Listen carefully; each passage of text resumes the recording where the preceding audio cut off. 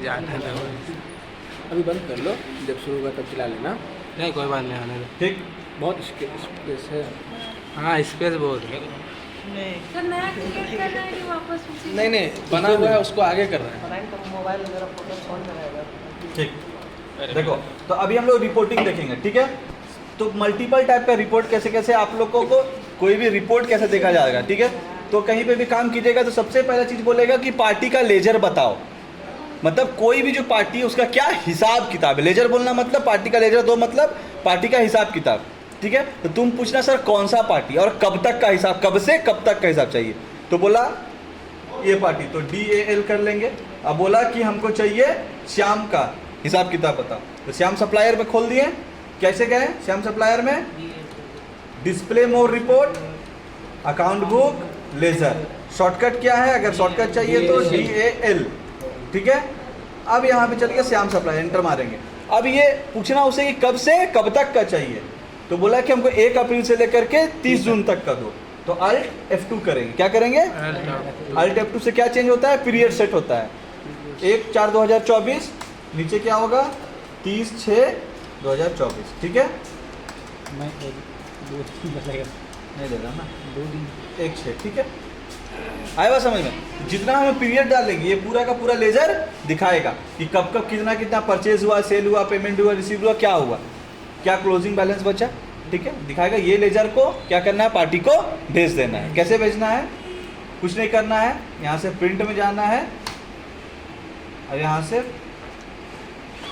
Desktop में या कहीं भी रखना है, ठीक है, लेजर, ठीक है, उससे हो गया। अब इसको व्हाट्सअप कर दो, मेल कर दो, कुछ कर दो, या अगर प्रिंटर कनेक्ट रहेगा तो डायरेक्ट प्रिंट होकर के निकल जाएगा।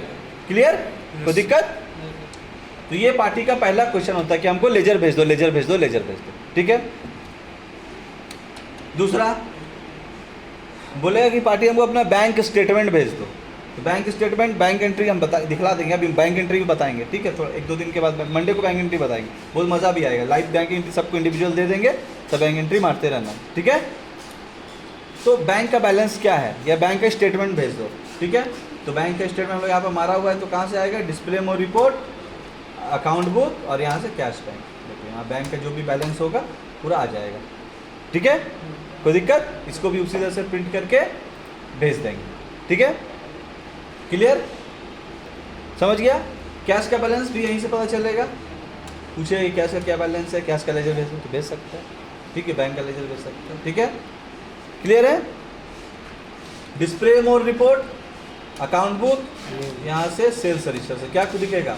सेल, जितना भी कस्टमर को हम लोग सेल किए हैं सब दिखेगा, ठीक है। परचेज रजिस्टर से क्या दिखेगा? परचेज, ठीक है। पेमेंट रजिस्टर से क्या दिखेगा? पेमेंट। रिसीव रजिस्टर से रिसीव, ठीक है। कोई दिक्कत? किसी को कष्ट तो तकलीफ नहीं सर। ठीक है। अब यहाँ से स्टॉक समरी से हमको ग्रुप वाइज दिखेगा, ठीक है। अब तुमको आइटम वाइज देखना है तो क्या करेंगे? यहाँ देखो स्टॉक आइटम वाइज दिख रहा है, पूरा आइटम बाय आइटम कितना क्या कौन बचा वो दिखेगा। कौन आइटम बेचे, कितना प्रॉफिट हुआ, देखो अंकित सब आइटम बेच दिया, कुछ ना कुछ बेचा है, सबका प्रॉफिट आ रहा है, ठीक है। ऐसे ही तुम लोग को भी करना, सब आइटम खरीदना, सब आइटम बेचना, तब सबका प्रॉफिट शो होगा, ठीक है। देखो हर एक, देखो ये टीवी बेच करके हमको इतना का प्रॉफिट हो रहा है, तो जो कम प्रॉफिट हो रहा है उस पर हम लोग प्रॉफिट बढ़ाएंगे, कोशिश करें उसको ज़्यादा बेचें या उस पर थोड़ा कुछ ऑफर डालें, ठीक है। क्लियर है? अब डिस्प्ले मोर रिपोर्ट और यहाँ से इन्वेंट्री बुक्स। इन्वेंट्री बुक्स से देखो आइटम वाइज अगर तुम देखना चाहेगा तो आइटम वाइज कितना परचेज हुआ, कितना सेल हुआ दिख रहा है। इनवर्ड मतलब आया और आउटवर्ड मतलब गया, क्लोजिंग कितना बचा, ठीक है। तो क्या हो रहा है यहाँ, देखो यहाँ पर कितना बच रहा है दोस्त?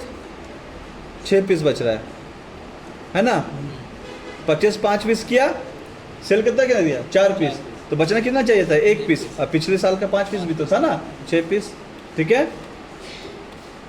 बैच छोड़ दो, गोदाम वाइज मतलब मेरा कौन सा गोदाम में क्या क्या माल है, तो देखो मेन लोकेशन में इसका सारा इसका सामान रखा हुआ है, ठीक है।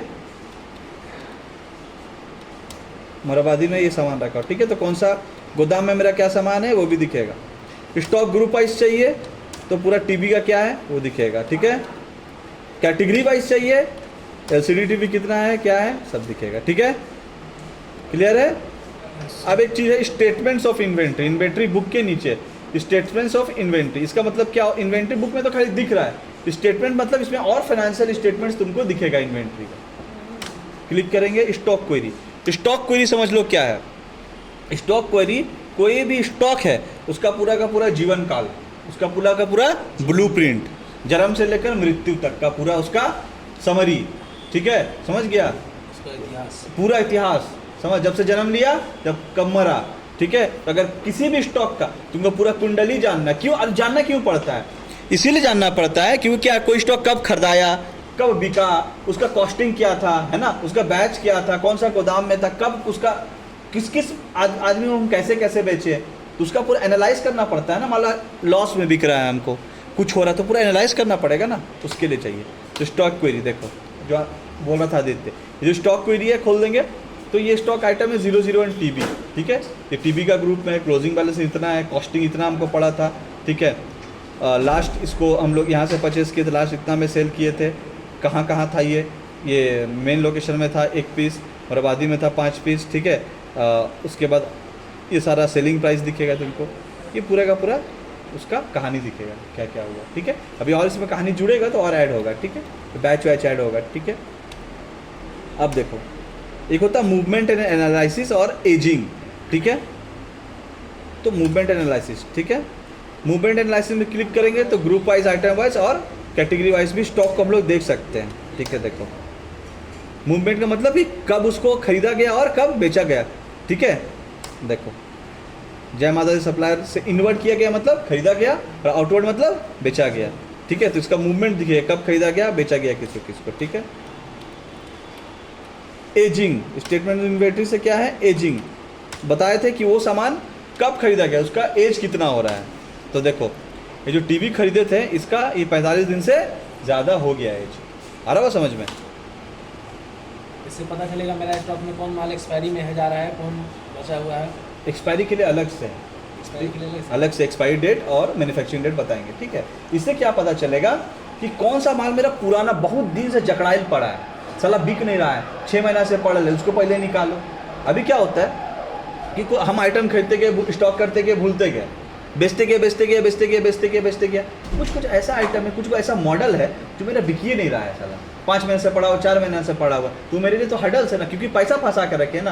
तो उसको हम निकालेंगे, उसको निकालो, डिस्प्ले में लगाओ, हेवी डिस्काउंट दो, 2-4 ठो गिफ्ट ऊपर में लगा दो। मान लो एक साउंड बॉक्स तुम खरीद कर रखा था और साउंड बॉक्स खरीदा, बेचते जा रहा, अब देखा कि साला 2 साउंड बॉक्स 6 महीना से पड़े, साला बिकिए नहीं रहा है, अब क्या करें इसको? एजिंग से पता चलेगा ना कौन को मेरा पुराना स्टॉक है, उसको निकालो, डिस्काउंट दो, 1-8 गिफ्ट दो और बेचो, ठीक है। इलेक्ट्रॉनिक्स का मार्केट में यही होता था। हम लोग के टीवी देखने के लिए हम लोग अगर कोई कस्टमर आता था हम बता देते, तुम लोग कभी इलेक्ट्रॉनिक्स खरीदने जाएगा तो क्या होता है, तो